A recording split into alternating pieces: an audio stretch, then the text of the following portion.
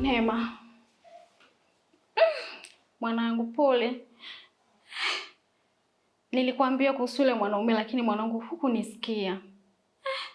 Mbona alivyokupiga? Kipigo kama cha mbwa mwizi.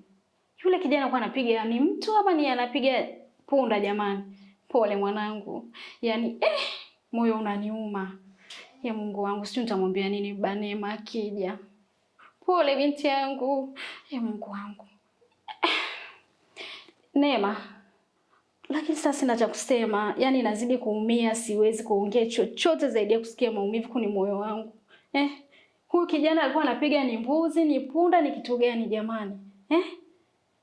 Huyu kweli ni upigaji wa kupiga mwanamke kweli jamani? Mungu wangu. Yaani nahisi kama sijui nitakuja kumwambia nini baba Neema mimi jamani akisikia. Pole lakini mwanangu. Utafanyaje sasa? Mbona ulivyoumia? Mama, basi inatosha. Yalotokea yameshatokea. Tusiendelee tena kumlaumu Neema. Unaona hali yake ilivyo. Kumbuka wakati mnapokea mahali, hamkuongea kitu chochote kile. Hapa tuangalie hali ya mdogo wangu, tujue anapona vipi. Sio tena kuanza kumpa lawama. Sawa mama? Tuangalie hali ya Neema. Ona Neema alivyo na hali mbaya.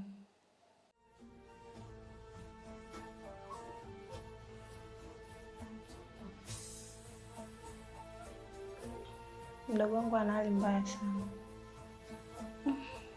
Kwa hiyo inabidi tujue cha kufanya ni nini. Sawa. Usihuzunike. Tuko pamoja.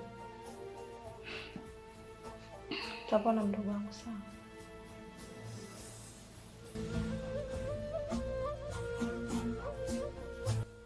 Utakuwa tu sawa mdogo wangu. Haya yote unayopitia yataisha. Nakumbuka kabla hujaingia kwenye ndoa nilikusii sana kuhusu hiyo ndoa. Nilikusitiza mdogo wangu. Nilikwambia lakini hukutaka kunielewa. Uliona kama vile mimi nakuchukia. Au mimi sitaki maendeleo yako. Na angali si kweli. Nilikuwa nakutakia wewe mema. Na ukae kwenye mstari unyooka. Lakini uliniona midada yako sifai. Kwa kuwa mpaka umri huu sina ndoa yoyote. Ukaona labda nakuonea wivu. Lakini hizo ndo changamoto za ndoa. Na mimi nilijua, nilifahamu hilo. Umekimbilia kuolewa kwenye umri mdogo. Nilijua atakukuta mdogo wangu. Ndoa si kitu rahisi. Ndoa inahitaji ukakamavu.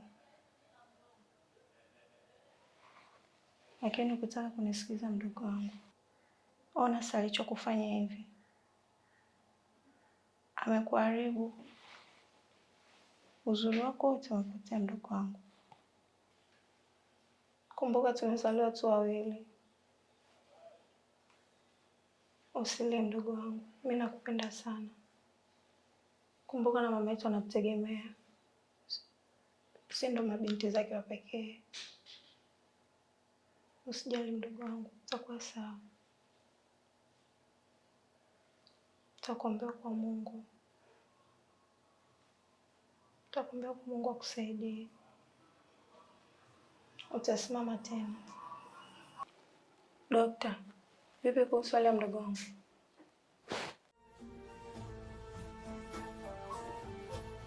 Tukani nje mwanzo.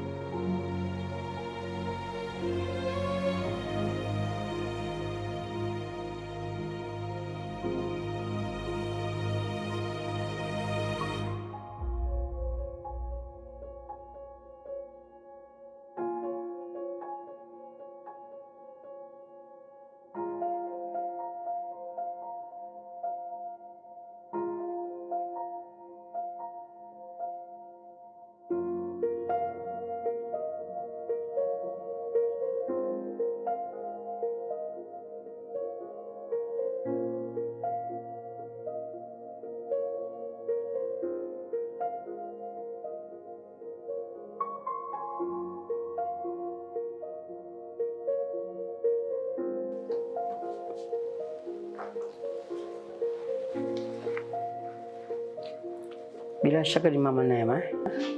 Ndio mimi hapa. Okay. Nifuate.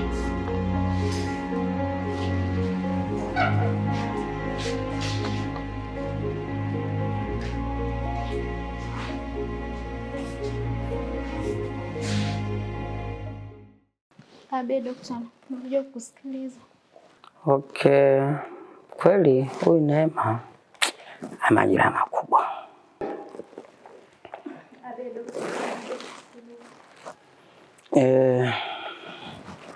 Bila shaka ni wewe ni Mama Neema.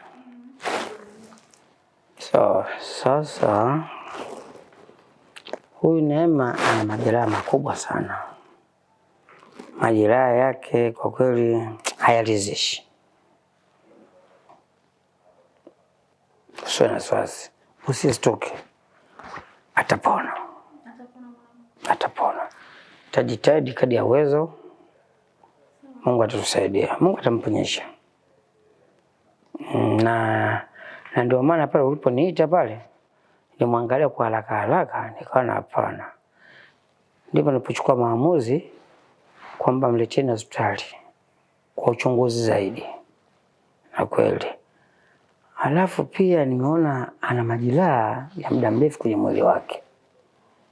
Hii tukio ni la kwanza kweli? Mimi kwa kweli mwanangu kweli ameolewa. Kuni haya majeraha ya nyuma mimi sifahamu. Lakini kuni hili jeraha jipya la leo ni mara ya kwanza. Maana nimepigiwa simu na jirani. Mwanangu amepigwa. Kwa hiyo nikaenda nikamchukua ndo nikakupigia simu ukaja pale nyumbani. Kwa hiyo haya ya nyuma kwa kweli siyafahamu, ila najua anaishi na mwanaume. Kwa hiyo nafikiri labda paka atakapokaa vizuri ndo anaweza akatupa hayo maelezo yeye, lakini kwa mimi nayajua haya ya leo kwa sababu amemchukua mwanangu, ameumia sana. Okay. Okay. Nimeangalia katika mwili wake ana majeraha ya muda mrefu. Achana hili jipya, ana majeraha mengi tu ya muda mrefu. Kwa kweli huyu mwanamume aliyomwoa sio mtu mzuri. Hivyo muangalie kwenye mwili wake, hasa maeneo ya mgongoni, maana kuna alama kama vile vitu vyenye ncha kali. Inaonekana ni mwanao msiri.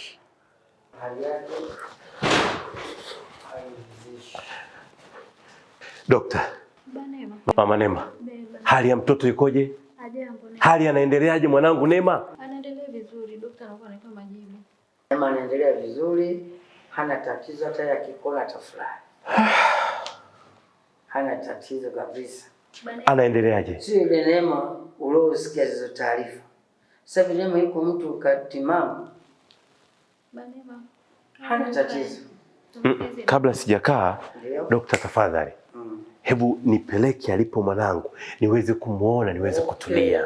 Shida kwa mwana Neema. Naam, nimuone angalau nione kwamba kweli yupo na anaendelea vizuri. Okay. Neema hana tatizo. Ukimuona analizisha tofauti na taarifa ulizozipata. Asante dokta kwa hizo na jitihada ulizozifanya ili moyo wangu utulie. Naomba basi unipeleke nikamuone mwanangu. Maana nimetoka huko wangu hai nimuone mwanangu. Pole sana baba Neema. Asante. Okay. Twende ukamuone Neema. Utafurahi. Asante. Na mwenye akikuona atakujua huyu ni baba. Karibu.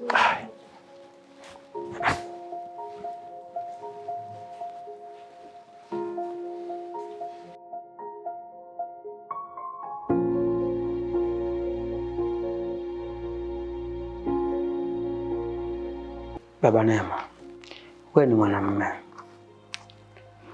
Nimekuvuta huko uangalie hali ya Neema. Kwa kweli hali ya Neema sio mbaya kwa kuwa anaishi, lakini ukitizama sio nzuri. Natakiwa kidogo wewe mtoto wa kiume tukiwa uvumilivu. Karibu mwangalie Neema.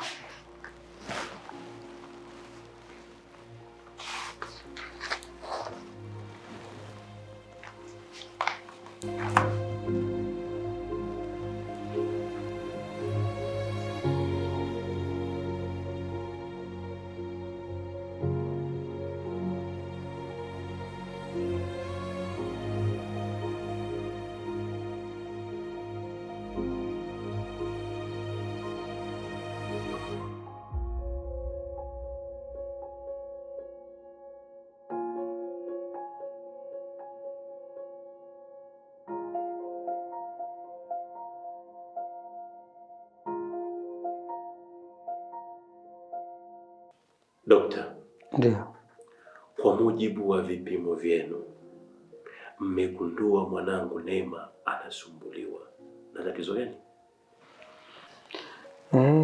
Neema bwana ana majeraha makubwa sana kwenye mwili wake. Na kwa mujibu wa vipimo vilivyoangalia, kwa kweli ameathirika vibaya mno ndani ya mwili wake. Kwa sababu tumeona kuna majeraha kama 4 hivi ndani ya mwili wake, anaonyesha kwamba kama amepigwa na chombo chenye ncha kali. Nani anayeweza kufanya ukatili huu kwa mwanangu? Sijajua bado. Mimi kama daktari, jukumu langu kuhakikisha Neema anakuwa kwenye hali nzuri. Dokta, niache.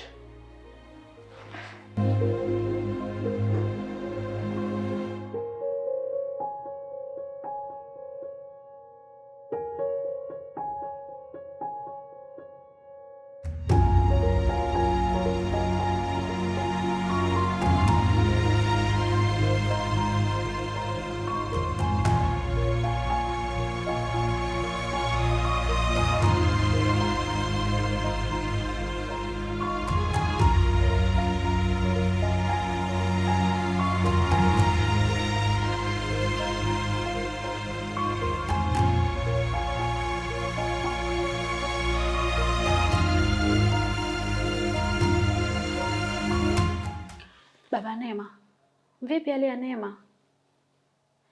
Vipi hali ya mtoto ulivyoenda kumuona? Vipi ulivyoenda huko? Mbona umekuja umebadilika ghafla? Baba Neema, vipi hali ya mtoto?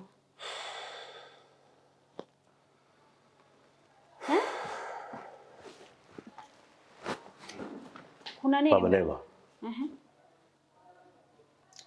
Mtoto anapata kipigo, anapigwa, anajeruhiwa na wewe unajua, lakini umekaa zako kimya. Huoni kama hili ni tatizo? Mtoto anafanyiwa ukatili, anajeruhiwa na vitu vya ncha kali, wewe unajua na umekaa kimya. Dhamira yako ni nini? Unataka huyu mtoto afe? Na kuuliza, unataka huyu mtoto afe? Hapana. Hapana Baba Neema. Unataka huyu mtoto tumkose? Aliyefanya unyama huu yuko wapi? Yuko wapi?